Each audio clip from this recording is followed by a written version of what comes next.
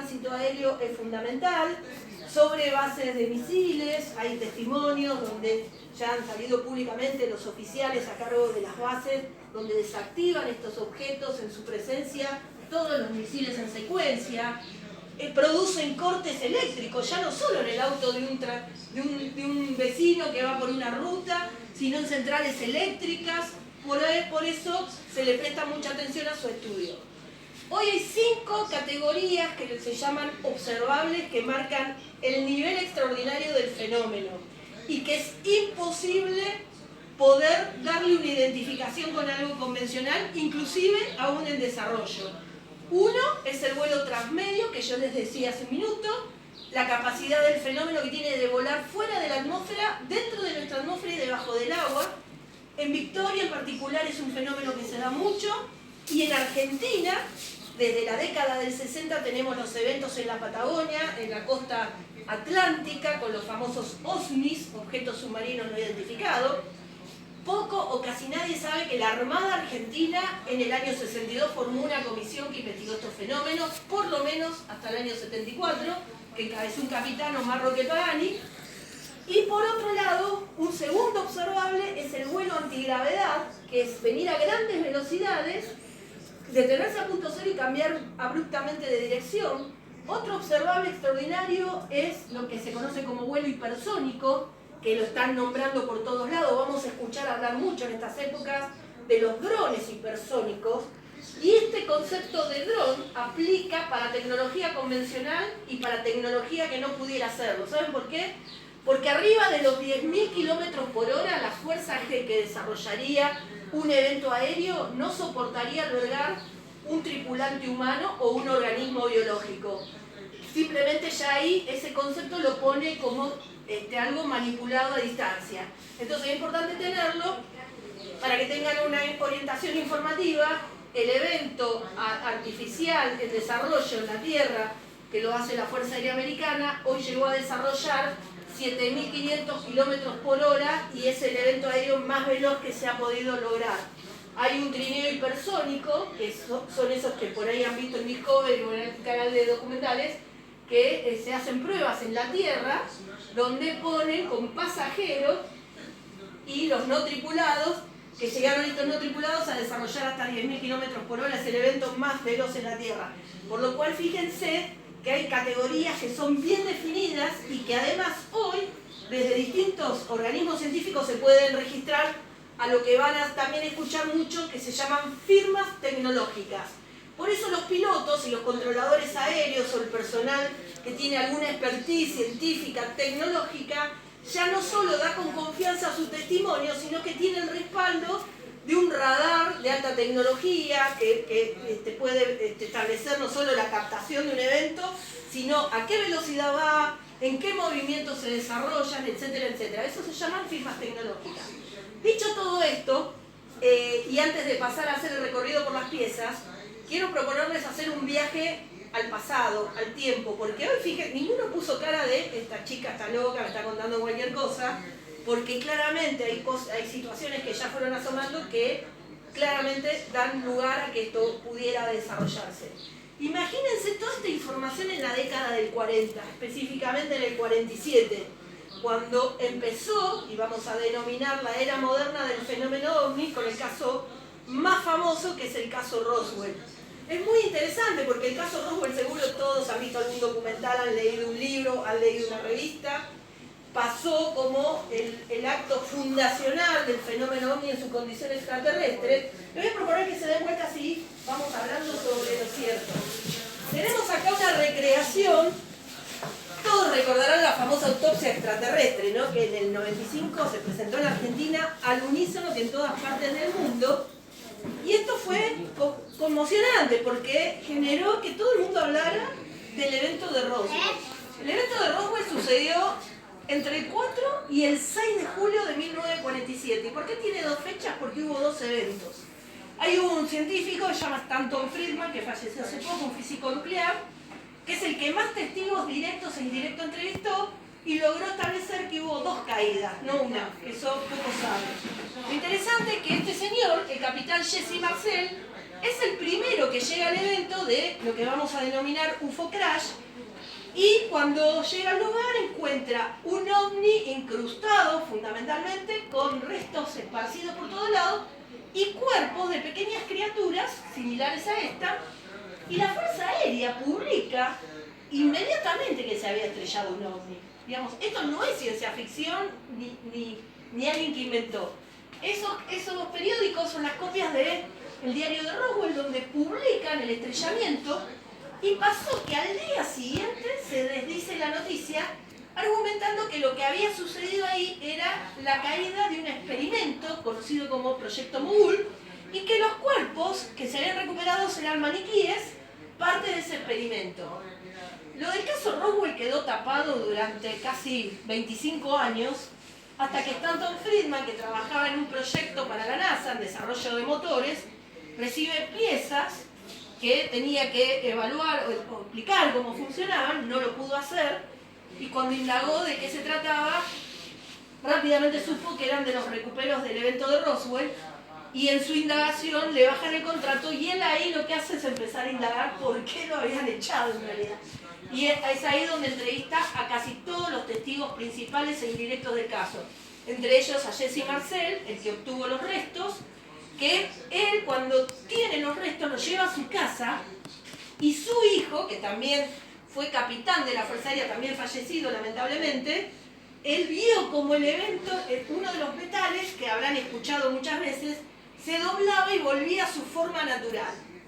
Eso fue descalificado en 2 oportunidades oficialmente por la Fuerza Aérea Americana, la última fue en la década del 90, y hace pocos meses, y esto es lo interesante, con toda la apertura que hay, incluyendo sobre todo Estados Unidos en el 2017, lanza a través de un artículo del New York Times que escribió una periodista de investigación, Leslie King, donde explica que el Pentágono tenía un programa que estudiaba los UAP, y ahora van a entender por qué yo les decía UAP, y que los estudiaban como amenazas avanzadas tecnológicas, y lanzan 3 videos, que primero fue uno como el OVNI Tic Tac, el OVNI registrado por pilotos aeronavales americanos, donde muestran no solo la evolución de ese objeto en forma increíble, con registro de radar lo tienen identificado, y además fue captado desde el submarino Nimitz, el portaaviones, en una zona de práctica militar.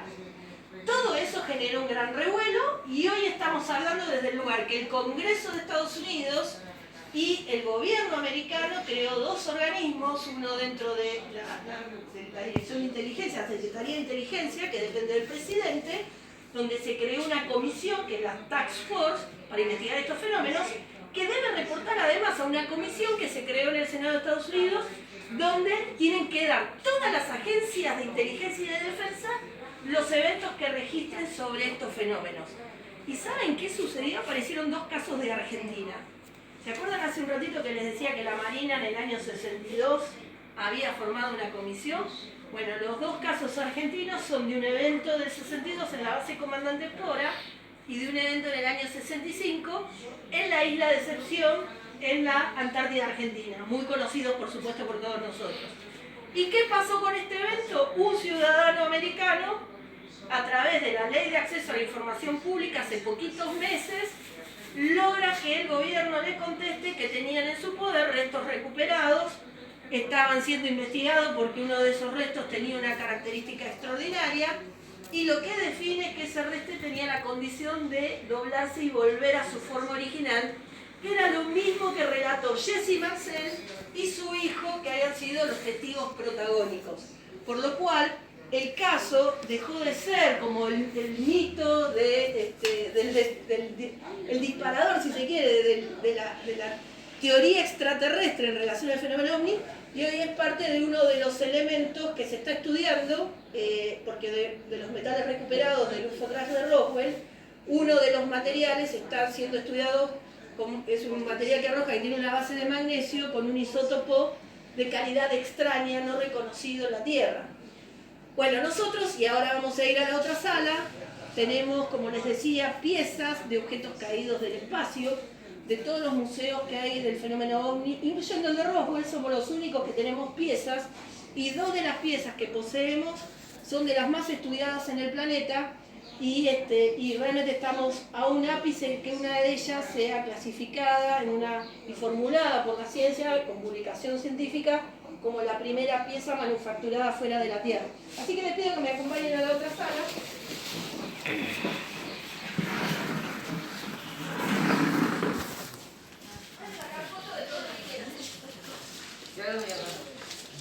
Mario. Fue el que me murió desde la radio. Pónganse cómodos. ¿Vos no sabés? Y vamos a hacer una vuelta por todas las piezas. Bueno, como les decía, nosotros tenemos piezas de objetos muy emblemáticos de Argentina y de Sudamérica. Aquí nos hemos concentrado muchísimo. Pasen, pasen, por favor. Ahí tienen para acomodarse. Ahí está. Nos hemos convertido en un centro de estudio sobre los materiales recuperados. Ahora, incluso hace poquito nos ingresó otra pieza muy emblemática, pero vamos a ver un poquito de qué se trata. La mayoría tienen relación directa e indirecta con el fenómeno OVNI. Esto que ven acá es una pieza espacial, es el resto de la Salyut 7, la estación espacial rusa, acá en febrero del 91, y voy a aprovechar esta pieza, más allá de contarles la historia con el fenómeno OVNI, para que sepan con qué nos encontramos todo el tiempo los curiosos del tema y los investigadores. Muchas veces la chatarra espacial cuando ingresa y cae en territorio claramente es porque viene con fallas técnicas, porque debería caer en el océano. Eso es importante saberlo. En el caso de la Salyut 7 era muy conocido su problemática y varios años antes de su vida útil ya cayó. Bueno, el punto es que desprendió fragmentos dejando restos por la ciudad de Mendoza, muchos en Córdoba, gran mayoría en Santa Fe, como esta esfera, que es una esfera que alberga hidracina, fue recuperada en Casilda, y el cuerpo central cayó aquí en Entre Ríos, en Villaguay. Si a alguno le gustaría ver el día de mañana el evento central, aquí cerquita, camino a Paraná, está el Observatorio de Oro Verde. Ahí ellos tienen, los chicos han hecho el recupero de toda la caída y van a poder ver la estructura de ese recupero y todos los paneles. Piensen que hoy en nuestros teléfonos celulares tenemos más tecnología quizá que lo que esta gente tenía en el espacio. Esto realmente es muy impresionante. Bueno, acá vamos a ver algunas partes de los elementos del interior. Esto es titanio fundido, esto es parte del fuselaje interior donde estaban los cosmonautas. Este es un resto recuperado de un señor que lo donó al museo postmortem, que cayó en su techo, un resto de ese tamaño. Dicho todo esto, pasan varias cosas con esto. Cada vez que cae un evento celeste, los medios de comunicación le asignan automáticamente relaciones directas con el fenómeno OVNI, sin más, digamos. Cayó algo extraño, cuando entra un fragmento satelital, como tiene entre sus componentes varios elementos metálicos, fricciona y emerge con colores, digamos, y dispara colores de todo tipo. Según la fricción y el roce, pueden ser rojos, anaranjados, verdes fosforescentes, azulados, dependiendo el tipo de elemento y la reacción con el ingreso en la atmósfera con el oxígeno. Dicho esto, los títulos publican muchas veces, cayó un ovni en Córdoba, cayó un ovni acá. O, de lo contrario, muchas veces hay eventos extraordinarios y para sacarse el tema de encima, lo primero que le asignamos que fue un ovni. Entonces, es muy importante en la investigación desentrañar todas estas cuestiones porque a veces pasan 25, 30 años y la gente piensa que cayó un ovni y fue un resto satelital. En el caso de la Salyut 7 fue muy conocido porque todos sabían que venían en problemas, pero por ejemplo tuvimos un caso en el año 79, diciembre de 79, en la costa del Uruguay, en la caída de un satélite ruso, que después de 30 años se pudo establecer que era un satélite ruso y todos los periódicos y los medios lo titularon como que había sido un ovni, un estrellamiento, un UFO crash. Es válido aclarar esto porque es con lo que nos encontramos. Bueno, ¿qué tiene que ver esta pieza con el fenómeno OVNI? Porque es parte de la casuística rusa más impactante. Muchos de los cosmonautas que estuvieron en su interior, tuvo creo 7 tripulaciones, 5 de ellas afirmaron haber visto ovnis en el espacio. No solo afirmaron eso, sino que afirmaron haber tenido relación gestual con los tripulantes de esos objetos a través de las escotillas. señalando de dónde era el origen de cada uno.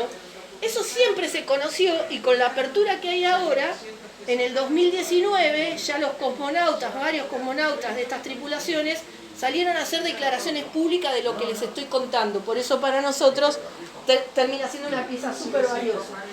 Esta pieza que ven acá la donó Fabio Serpa al museo y es una pieza muy emblemática. Acá nos trasladamos a 1960. El testigo principal fue nada más y nada menos que el gobernador de la provincia de Buenos Aires, el coronel Domingo Mercante.